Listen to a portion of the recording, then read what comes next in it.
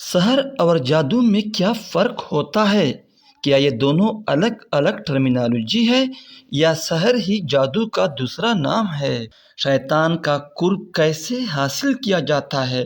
شیطان کیسے جادوگروں کی ہر فرمائش پوری کرتا ہے؟ شیاطین اور جنات کو اپنے قابو میں لانے کے لیے جادوگر کو کون سا عمل کرنا پڑتا ہے؟ وہ کون سا دم درود ہوتا ہے؟ کیا وہ قرآن مجید سے کوئی آیات کریمہ پڑھ کر دم درود کرتا ہے یا شیاطین کا اپنا کوئی کلام ہوتا ہے؟ آئیے جانتے ہیں ان تمام تر سوالوں کے جوابات اس ویڈیو میں۔ معزز ناظرین، جادو کے لیے عربی زبان میں سحر کا لفظ استعمال ہوا ہے جس کی تعریف علماء نے کچھ یوں کی ہے۔ سحر وہ عمل ہے جس میں پہلے شیطان کا قرب حاصل کیا جاتا ہے اور پھر اس سے مدد لی جاتی ہے۔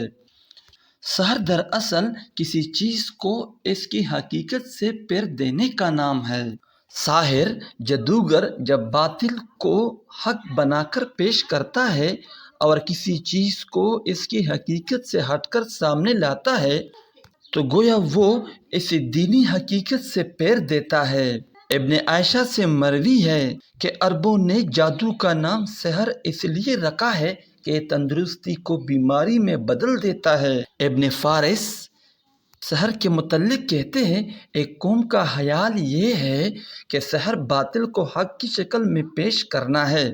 معجم الوسیط میں سحر کی تعریف کچھ یوں ہے: سحر وہ ہوتا ہے جس کی بنیاد لطیف اور انتہائی باریک ہو۔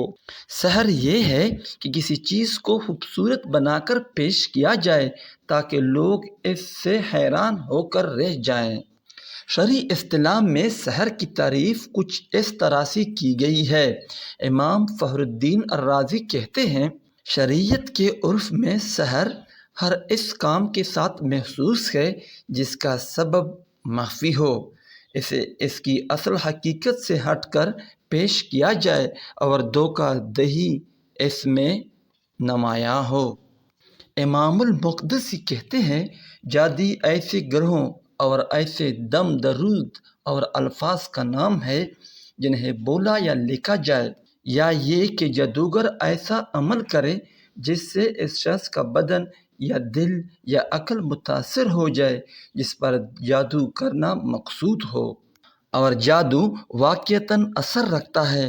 چنانچہ جادو سے کوئی شخص قتل بھی ہو سکتا ہے، بیمار بھی ہو سکتا ہے اور اپنی بیوی کے قرب سے عاجز بھی آ سکتا ہے، بلکہ جادو خاوند بیوی کے درمیان جدائی بھی ڈال سکتا ہے اور ایک دوسرے کے دل میں نفرت بھی پیدا کر سکتا ہے اور محبت بھی۔ شیطان کو راضی کرنے اور اس کا تقرب حاصل کرنے کے لیے جادوگروں کے مختلف وسائل ہیں۔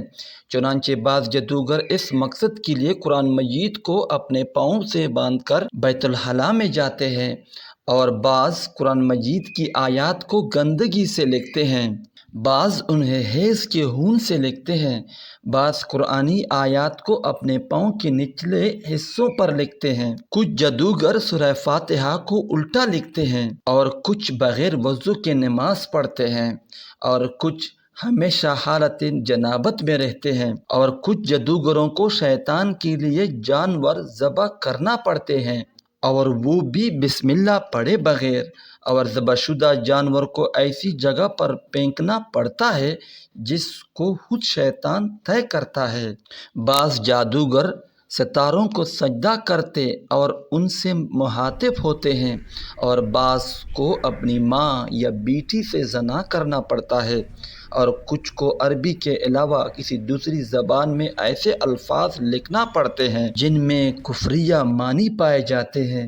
اس سے معلوم ہوا کہ شیطان جادوگر سے پہلے کوئی حرام کرواتا ہے، پھر اس کی مدد اور خدمت کرتا ہے۔ چنانچہ جادوگر جتنا بڑا کفریہ کام کرے گا، شیطان اتنا زیادہ اس کا فرمان بردار ہوگا اور اس کے مطالبات کو پورا کرنے میں جلدی کرے گا، اور جب جادوگر شیطان کے بتائے ہوئے کفریہ کاموں کو بجا لانے میں کوتاہی کرے گا، شیطان بھی اس کی خدمت کرنے سے رک جائے گا اور اس کا نافرمان بن جائے گا۔ سو جادوگر اور شیطان ایسے ساتھی ہیں جو اللہ تعالیٰ کے نافرمانی کرنے پر ہی آپس میں ملتے ہیں، اور آپ جب کسی جادوگر کے چہرے کی طرف دیکھیں گے تو آپ کو میری یہ باتیں یقیناً درست معلوم ہوگی، کیونکہ اس کے چہرے پر کفر کا اندھیرا یوں چھایا ہوتا ہے گویا وہ سیاہ بادل ہو۔ اگر آپ کسی جادوگر کو قریب سے جانتے ہوں تو یقیناً اسے ذب و حالی کا شکار پائیں گے۔ وہ اپنی بیوی، اپنی اولاد، حتیٰ کہ اپنے آپ سے تنگ آ چکا ہوتا ہے۔ اسے سکون کی نیند نصیب نہیں ہوتی، اور اس پر مستزاد یا کہ شیطان خود اس کی بیوی بچوں کو اکثر و بیشتر ایذا دیتے رہتے ہیں اور ان کے درمیان شدید اختلافات پیدا کر دیتے ہیں۔ سچ فرمایا ہے اللہ رب العزت نے کہ اور جس نے میرے دین سے منہ موڑ لیا اس کی زندگی تنگ گزرے گی۔